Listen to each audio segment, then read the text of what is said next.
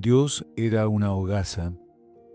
No puedo evitar un profundo desasosiego cada vez que oigo a alguno de mis amigos contarme que en su infancia, en casa, en la parroquia o en el colegio, le hicieron vivir amedrentado con la imagen de un Dios ogro, de aquel Dios de infierno en ristre de que hablaba Blas de Otero. Y entiendo que para estos amigos míos sea muy difícil creer en Dios e incluso muy amargo vivir. Yo tampoco creería en un Dios ogro, aunque solo fuera por respeto a Dios.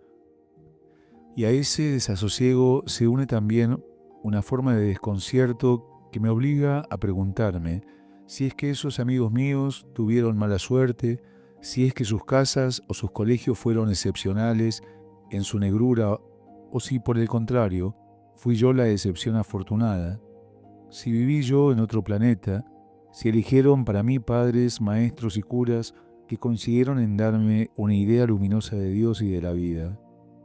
En mi casa se creía en el infierno, pero se hablaba muy poco de él.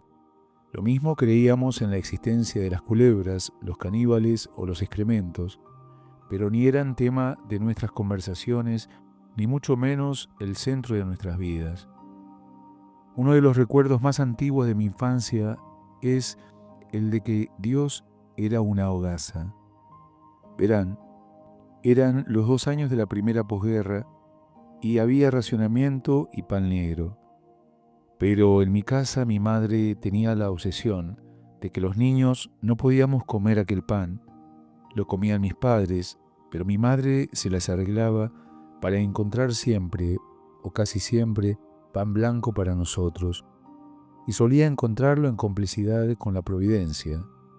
Como mi padre era amigo de hacer favores, era frecuente que, sobre todos los martes que había mercado, llegaran a casa gentes de pueblo que nos traían el único regalo que jamás aceptó mi padre: blancas hogazas de pan bien oliente. Eran aquellas gigantes hogazas que se hacen en maragatería, con más de 2,5 kilos de peso cada una, y que, a pesar de lo que decía el refrán, pan de Astorga, mucho en la mano, poco en la andorga, era el mejor de los manjares imaginables. Recuerdo que tenía una corteza como de árbol y miga esponjosa con agujeros casi como un gruyère.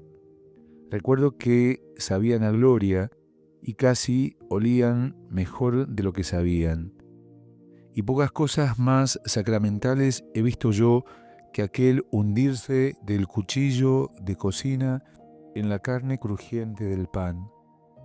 Luego mi madre las envolvía en unas rodelas húmedas que hacían la función que hoy los frigoríficos para conservarlas en fresco.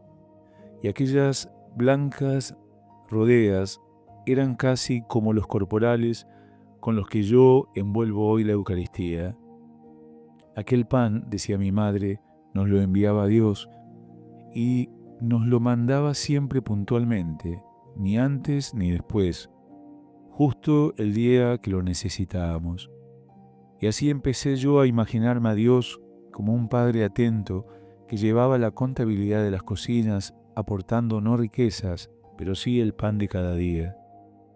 De esta visión de Dios se deducía lógicamente y sin esfuerzo nuestra obligación de ser prolongadores de Dios, de hacer si podíamos de Dios para los demás. Recuerdo también que otra de las cosas que entonces escaseaban era el aceite. En casa menos, porque teníamos un amigo fabricante que nos lo facilitaba. Mi madre se las arreglaba para que siempre le sobrara alguna botella. Y entonces entraba en juego aquella forma tan especial de amor que yo aprendí de niño.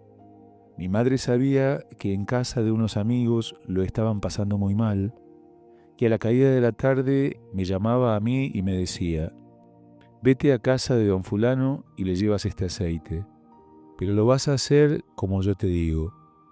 Tú vas, entras en el portal, pones la botella tras la puerta, la cierras y luego, desde fuera, llamas al timbre y echas a correr para que no te vean.